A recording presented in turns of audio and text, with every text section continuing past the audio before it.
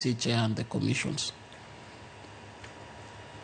Mana kamano to kumana kutende kod bura makama bende na winjo ka jomoko bende seyo mano bura mana Kelvin Roy monde gi Boniface Mwangi odonjo ne godo IBC e doho koro wacho ni duoko wa bende chiena kaluore gi kihondko ma bende samoro IBC bende nitiere godo kaluore koda keto gik mokete wang'eni kiew boundaries ntiere kanyo manegbe ni gisot kata mana giluwo kopogore gi mano wang'e by elections mag kuonde moheo 20 wantiere kod awards wantiere kod kar chung od bura kanyakla kod kom mar senate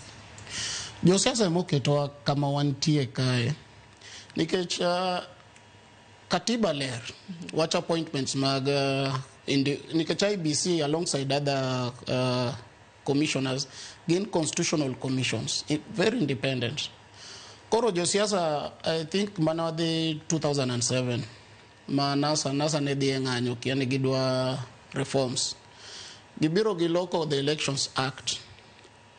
nikech ineno interview manotim bang'e gi president ochako bedo gi powers mang'eny say mang'eny appointment mar chair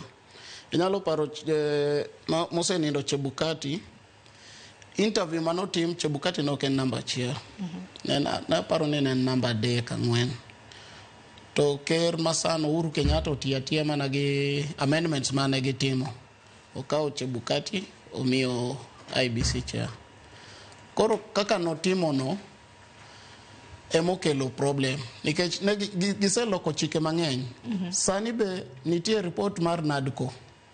mane giwinjore kaka josiasa ni wach IBC wabotimo warit report mar NADCO to gima inyore en jo Kenya tich IBC oken mana yiero kaka iwacho no boundaries review onengo tim bang'e ni 10 sani one behind schedule. Voter registration benitiere deko mag jolutombo voter registration en gimoro mabedo continuous en continuous